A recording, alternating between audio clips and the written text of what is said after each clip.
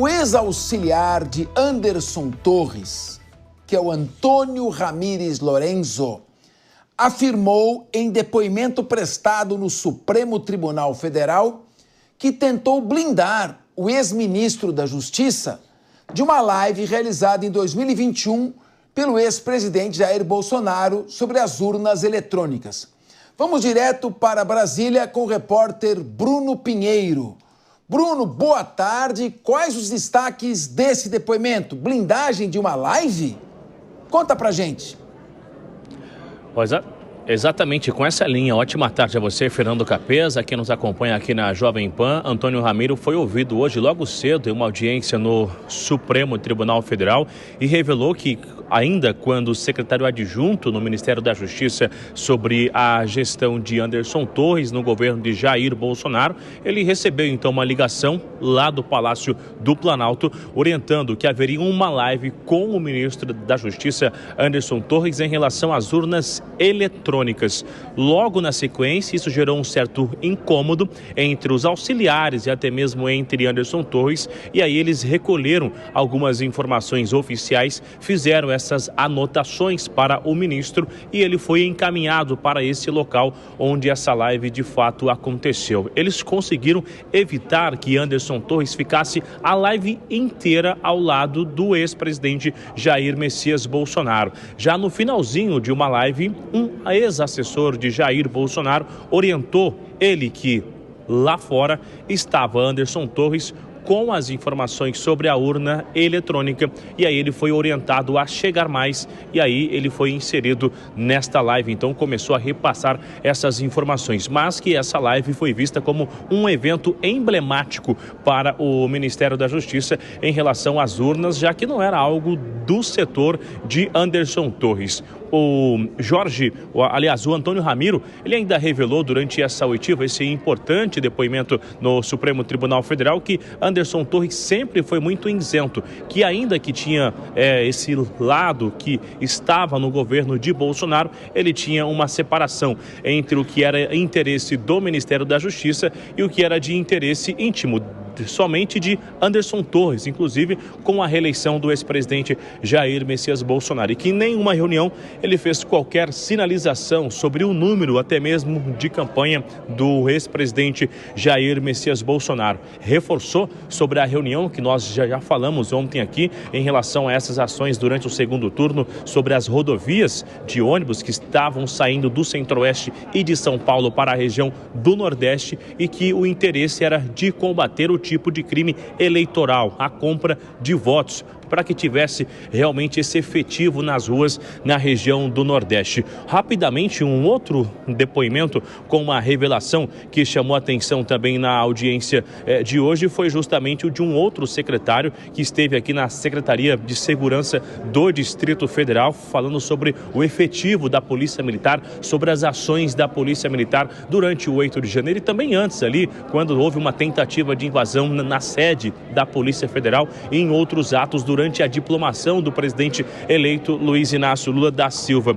E disse o seguinte, que os homens da Polícia Militar do Distrito Federal não são subordinados à Secretaria de Segurança Pública do Distrito Federal, que existe uma espécie de uma ligação, mas não são subordinados. Então, que não seria uma responsabilidade da Secretaria de Segurança o comando pela Polícia Militar. Nesse momento, o ministro Alexandre de Moraes, relator do inquérito, fez uma intervenção e fez um questionamento ao depoente. Se então a Secretaria de Segurança Pública do Distrito Federal é somente a rainha da Inglaterra. E aí ele tentou fazer uma outra explicação sobre uma ligação e acabou revelando que sim, era uma subordinação, ou seja, que os homens da Polícia Militar respondem à Secretaria de Segurança do Distrito Federal. Logo na sequência, o ministro Alexandre de Moraes disse que estava satisfeito com a resposta e encerrou esse depoimento. As oitivas serão retomadas amanhã, às 8 horas da manhã, até o dia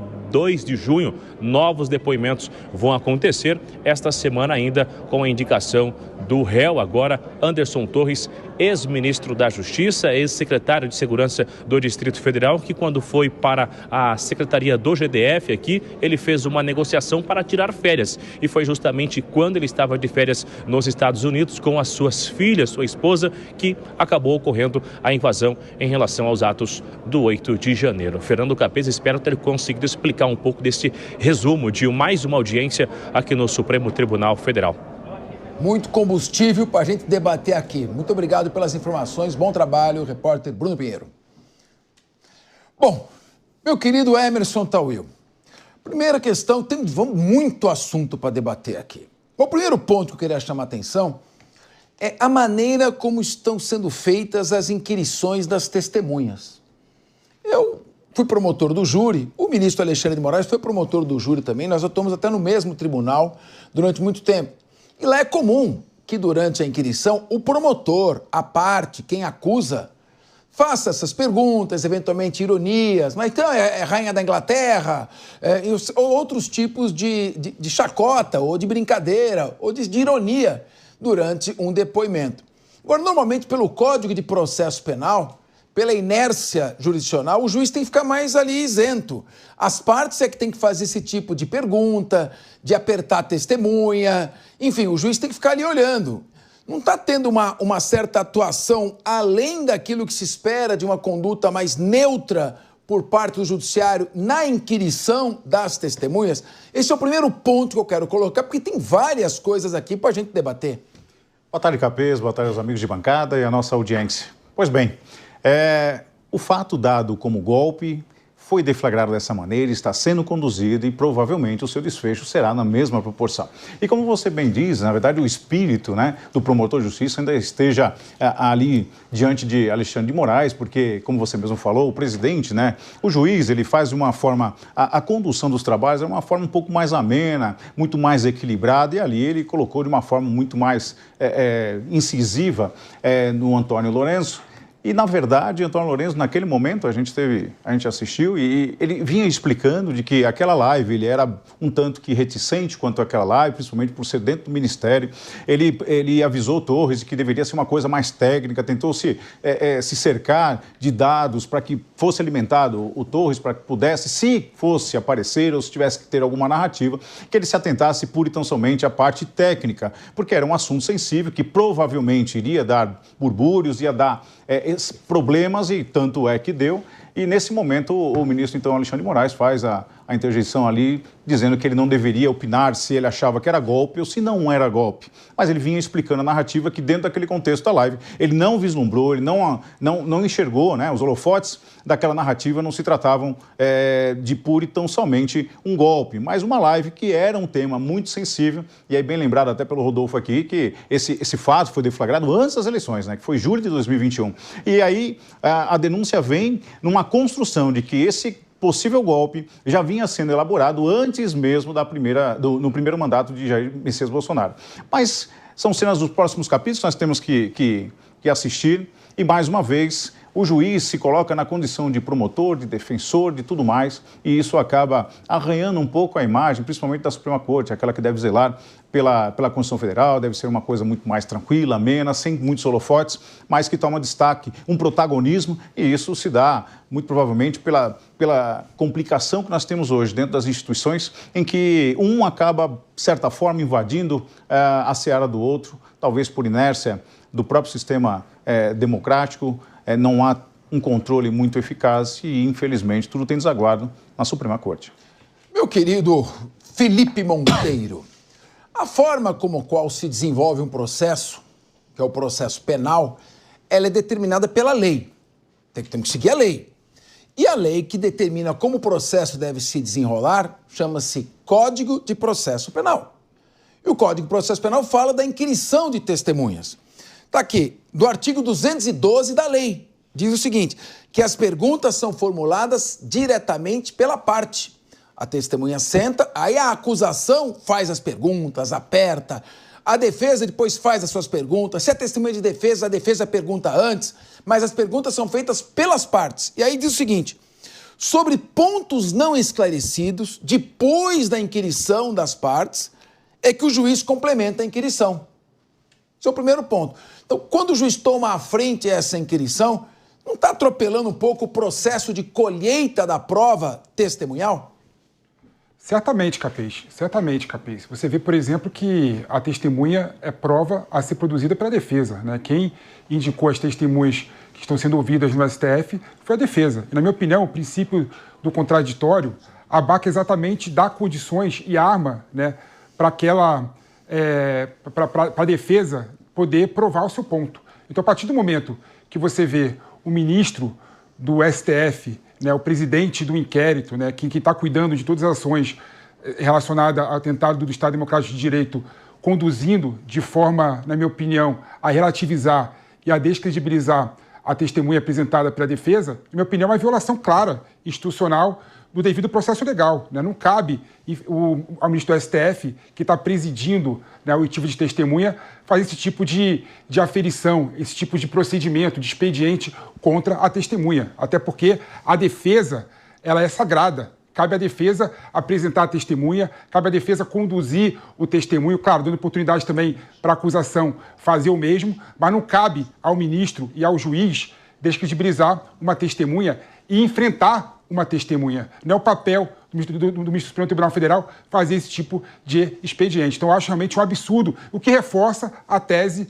de que esse processo está sendo conduzido de uma forma enviesada, né? O que é completamente absurdo e não dá para a gente aceitar, ainda mais eu, que sou sempre um estudante de direito, né?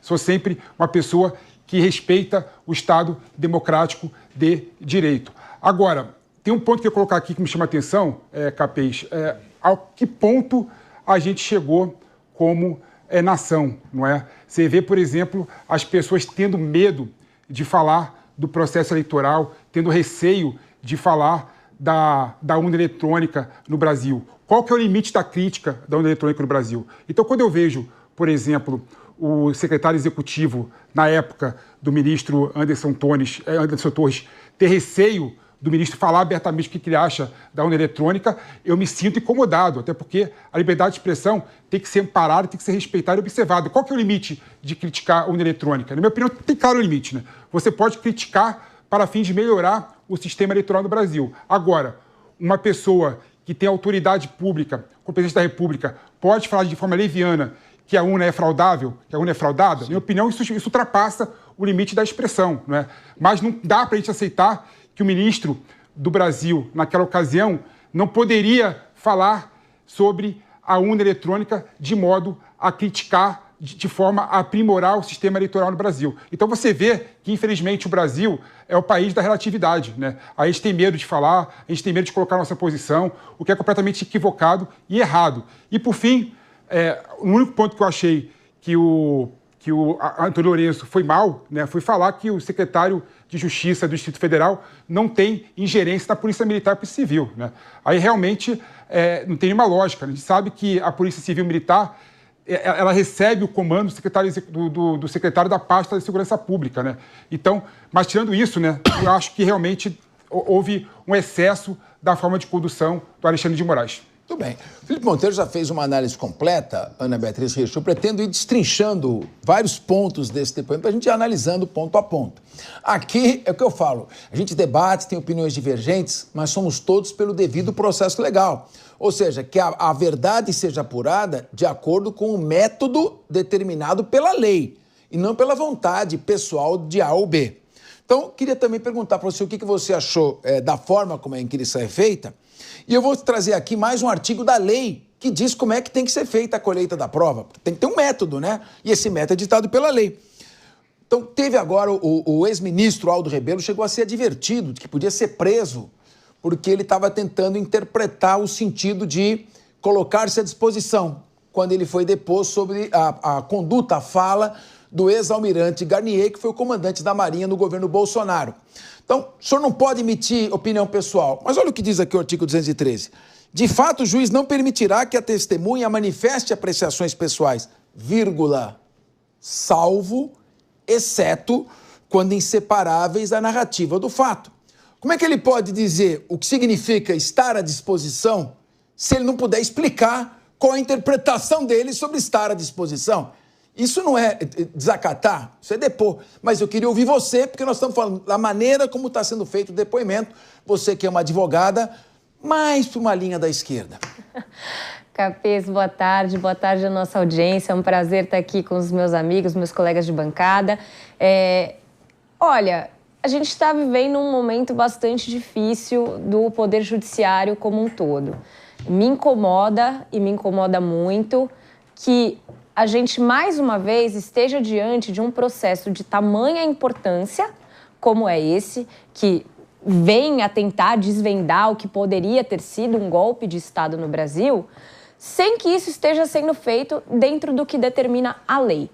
Eu concordo quando vocês tecem críticas ao ministro Alexandre de Moraes pela forma em que ele está conduzindo estes depoimentos. E eu entendo perfeitamente que exista uma necessidade de esclarecimento, mas a ordem dos fatores, nesse caso, ela altera em muito o produto. Portanto, era cabível neste momento que primeiro fossem feitas perguntas pelas partes, como aí já foi exaustivamente discutido pelos meus colegas. Agora, a questão, para mim, é a falta de memória, não só do Poder Judiciário, mas como de todos os brasileiros. Recentemente, nós tivemos a Lava Jato, que foi talvez a maior operação aí deflagrada, um prejuízo de bilhões de reais, e a gente teve praticamente todas as condenações anuladas por falha no processo penal. Né? As condenações da Lava Jato, elas foram anuladas não porque descobriu-se que aquele não era o veredito correto, mas porque houve uma série de erros procedimentais que tornaram este processo e, consequentemente, as condenações que dele advieram nulas. Ou seja, mais uma vez, nós estamos caminhando, e aí quando eu não estou falando só de opinião pública, mas eu estou falando de recurso do Estado. Nós estamos diante de um processo demorado, complexo, caro, em que não se estão sendo respeitadas regrinhas básicas do processo penal. E isso lá na frente pode inviabilizar uma condenação, que muitas vezes seria justa, mas que vai acabar sendo anulada. Por quê? Porque tem falhas no procedimento. Então, assim, me salta aos olhos a falta de memória das pessoas. Eu falo e repito, este processo, pela sua importância para o Estado Democrático brasileiro, deveria ser levado com o maior rigor procedimental possível, com a maior transparência possível, exatamente para evitar que lá na frente alguém não alegue alguma falha que possa trazer a sua anulação. Rodolfo Maris, fala uma grande operação que você lembra no Brasil, nos últimos 20 anos, que chegou até o fim e deu algum resultado, sem que a justiça tivesse metido os pés pelas mãos e feito alguma atrapalhada que levasse à nulidade. Nesse caso, embora esteja na última instância, sim, a revisão criminal pode rescindir a condenação lá para frente, daqui 5, 6 anos. Ninguém sabe o que pode acontecer. Então, não seria necessário fazer tudo bem feito, de acordo com a lei? Seria, Capês. Boa tarde, Capês, meu amigo, todos os meus amigos de bancada, você que está nos assistindo em casa. Bom, como todos já disseram aqui, os termos jurídicos acho que já foram todos explanados. Eu quero chamar a atenção, Capês, para o ponto literal do negócio, tá bom? Porque o ex-auxiliar de Anderson Torres, eu vou tentar explicar, tá bom? Eu convido a vocês a participarem desse meu raciocínio. O ex-auxiliar do Anderson Torres vai ao STF e diz ter ficado bastante assustado quando recebeu o convite do então presidente Bolsonaro para participar de uma live lá no Planalto. Vocês estão entendendo que não faz sentido, porque todos naquele momento queriam aparecer ao lado de Bolsonaro. Todos eles queriam aparecer nas lives que foram um sucesso. Milhares e milhares e milhares de views. Talvez ele tenha sido o único presidente a ter conseguido isso. E eu não estou aqui como advogado de defesa de Bolsonaro, muito pelo contrário. Só estou narrando os fatos que ocorreram naquela ocasião. Em 2021, todos nós sabemos que o Bolsonaro nunca foi a favor das urnas eletrônicas, mesmo tendo sido ele eleito democraticamente pelas urnas eletrônicas. Ele sempre mostrou ali uma desconfiança com esse tipo de apuramento. Ok. Foi um fato, passou. Veio as eleições de 2022, agora eu quero tentar achar aqui o nexo causal de uma suposta tentativa, ou estão tentando cavar uma tentativa num fato totalmente aleatório de 2021 para tentar colocar isso como 2022. Não é segredo para ninguém que ele nunca foi a favor das urnas eletrônicas. E eu repito, mesmo tendo sido ele eleito democraticamente em 2018 por isso. Agora, o que essa declaração condiz com aquilo que querem trazer? Absolutamente nada. No meu sentido, no meu jeito de pensar, talvez, eu coloco entre aspas a palavra, talvez tenha sido até uma covardia esse tipo de depoimento, sendo que, na época, todos queriam aparecer do lado de Bolsonaro. E agora ele fala que ficou assustado em ter recebido o convite. Capês, isso não faz o menor sentido. É o popular medinho. Mas eu queria agora ouvir o nosso querido Emerson Tawil. Vamos olhar aqui o gerador de caractere. Ex-auxiliar tentou blindar Torres de live com Bolsonaro. Por que um assessor teria que blindar o ministro da Justiça? Olha, chefe, não participa disso, não. Não é um local onde vai ser discutida simplesmente uma tese. Olha, eu não acredito que a urna eletrônica seja o melhor meio. Eu acho que esse é um método arriscado. Externar uma opinião significa crime de atentado ao Estado Democrático de Direito? Ou é a própria democracia que permite que cada um expresse livremente a sua opinião? Como ele diz, blindar, na verdade, ele tem um conhecimento mais técnico, então a sensibilidade dele foi muito maior do que o próprio Torres, do próprio presidente da República, ex-presidente da República, em que ele narra no seu depoimento que ele achou o tema um tanto que sensível, e ele não vislumbrou indícios e materialidade de que pudesse afirmar que havia ocorrido ou poderia ocorrer alguma fraude nas urnas eletrônicas. Então, esse foi o ponto de vista que ele acabou externando, e ele quis o blindar, na verdade, porque era um tema extremamente sensível, e, inclusive era para ser feito no próprio Ministério, ele achava isso um tanto que desarrazoado, ele questionou... Mas, me permita só uma pergunta no teu raciocínio. Mas se alguém chega e critica as urnas eletrônicas, não basta que o Tribunal Superior Eleitoral escalhe alguém para vir rebater essas críticas e dizer não há fundamento nisso, a urna eletrônica é perfeitamente segura, ela sempre reflete a opinião popular, eu vou provar por isso, isso, isso. Quando você fala, não, eu não aceito discutir esse assunto, isso é tabu, não pode falar mal das urnas eletrônicas, você não impede um aperfeiçoamento do sistema quando você impede críticas? Nesse viés, tudo bem, mas depende como você vai colocar essa condição.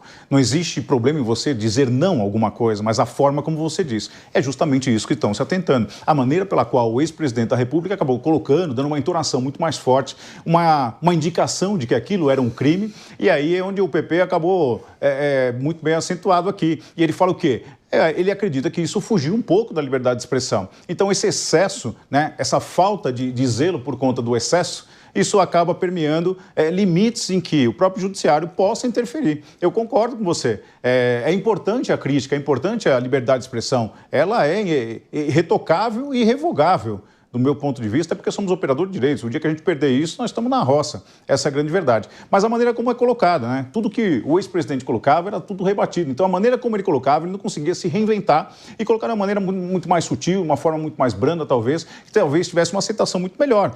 O grande problema era a personalidade do presidente da República e não a forma como ele pensava. Até mesmo porque, e aqui não defendendo o ex-presidente da República, mais uma vez eu digo, mas ele tinha uma linha de raciocínio da qual eu comungava muitas coisas com ele. Só que, infelizmente, ele tinha um grande problema, que era o quê? A comunicação. A forma como você coloca o assunto na mesa, isso pode gerar, de certa forma, um aceite muito bom ou uma repulsa, como é o caso dessa investigação. Mas, ô Felipe Monteiro, se tem um delegado da Polícia Federal, que é ministro da Justiça, professor de Direito, que presumivelmente sabe se comunicar e conhece o direito, ele é que tem que participar da live com o presidente para blindar o presidente, para que seja externado o ponto de vista sem que aquilo implique na prática de um crime. Agora, na medida em que o assessor diz, chefe, não blinda ele não, deixa ele se ferrar sozinho, você não acha que isso é função de um assessor? Ou seja, não teria o presidente liberdade para depor e para participar de uma live com alguém ao lado, moderando ali nos limites da expressão do pensamento? Capês, eu entendo que blindar significa você proteger aquela pessoa que você assessora. Então, vejo com naturalidade o secretário executivo tentar blindar o Anderson Torres, quando era ministro da Justiça, ao falar sobre um tema sensível na época, sobre urna eletrônica. Assim, sim, faz tempo, né? Desde 2018 é bom lembrar que a urna eletrônica está sendo colocada em xeque no Brasil. Antes, né? Da Dilma com a Aécio também já foram questionados.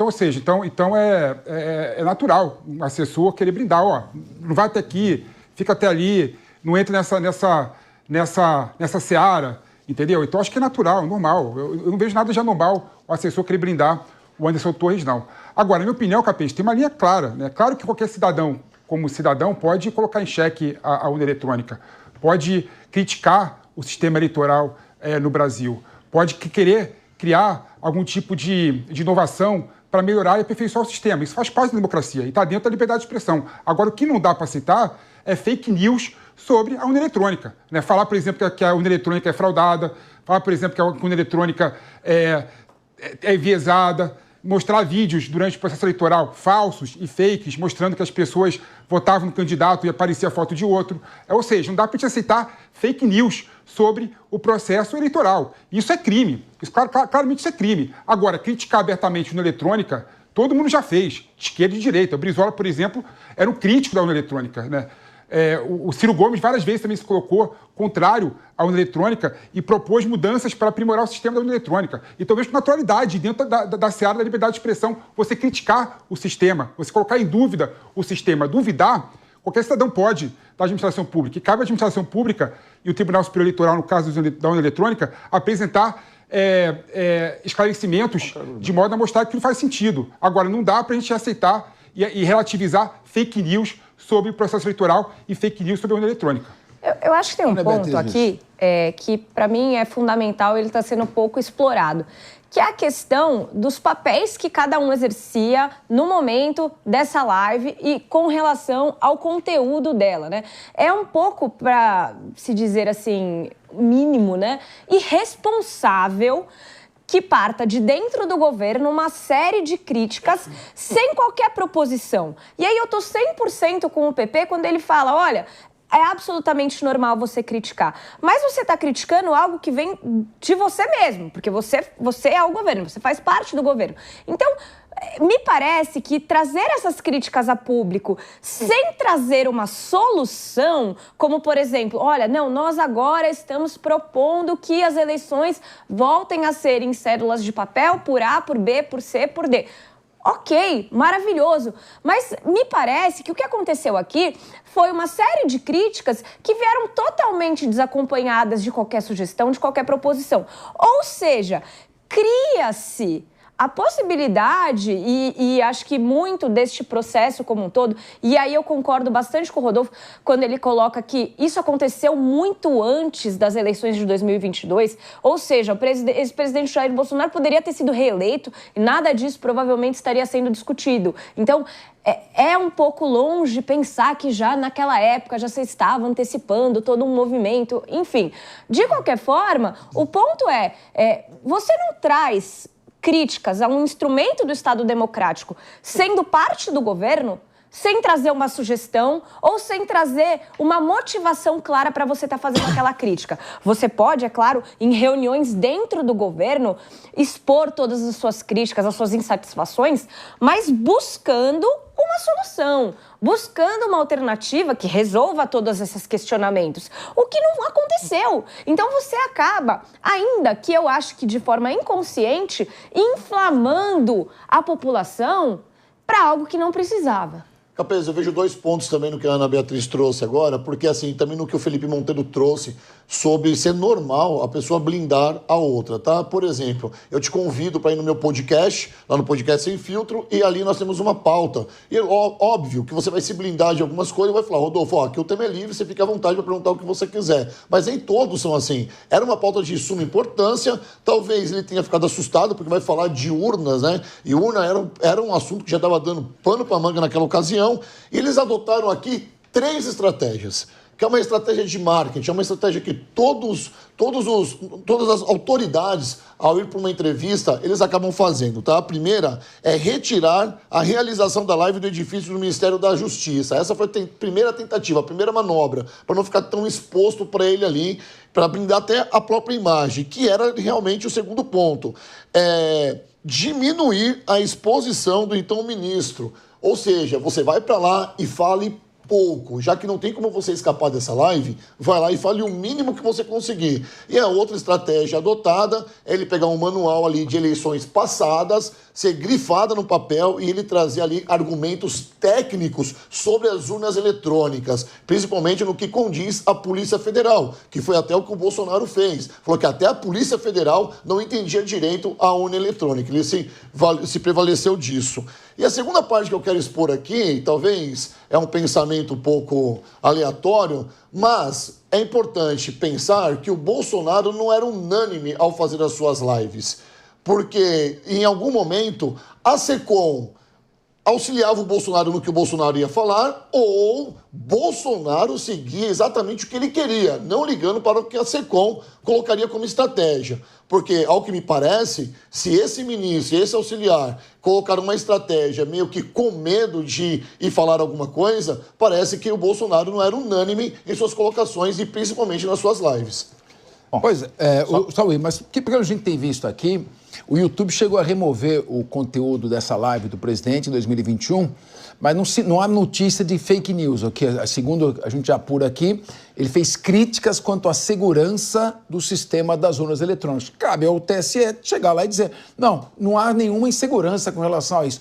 Então, o que me preocupa é a censura ao debate, a censura à livre expressão do pensamento. Eu quero te ouvir. Vou pegar o gancho que você falou sobre Aldo Rebelo. Aldo Rebelo, quando foi ouvido recentemente, ele tem uma fala assim que para mim foi muito pontual, muito assertiva do ponto de vista. Ele fala que, em verdade, muitos dizem que a gente vive uma insegurança jurídica. Ele fala que é algo muito mais grave, que é o quê? Na verdade, uma insegurança institucional no país vive hoje. Ele coloca de uma forma suave uma concorrência entre as instituições e os próprios poderes, em que ninguém sabe as suas próprias atribuições, e essa invasão de seara tem feito uma insegurança muito grande e crítica. E ele fala que, na verdade, o STF tem que voltar a ser o STF defensor constitucional da nossa Carta Magna, não aquele STF que decide quem será o delegado, aquele que investiga, aquele que atribui conotações políticas. Então, ele fala que isso é uma preocupação e talvez esse seja o grande pano de fundo que a gente deva tentar e voltar nossos olhos para que a gente possa retomar, né, a rédea do nosso Estado Democrático de Direitos, né? Porque hoje é difícil dizer que nós vivemos um Estado de normalidade democrática, porque essas afrontas, sem dúvida alguma, têm causado um grande problema em que o Legislativo não sabe se legisla, o Executivo não sabe mais se executa, ele não sabe mais se governa, o STF acaba entrando na parte legislativa, na parte fiscalizatória, e aí não podemos ter uma Suprema Corte que faz tudo. Nós precisamos, cada qual, ter as suas próprias atribuições de uma forma muito equilibrada, suave, como era no passado.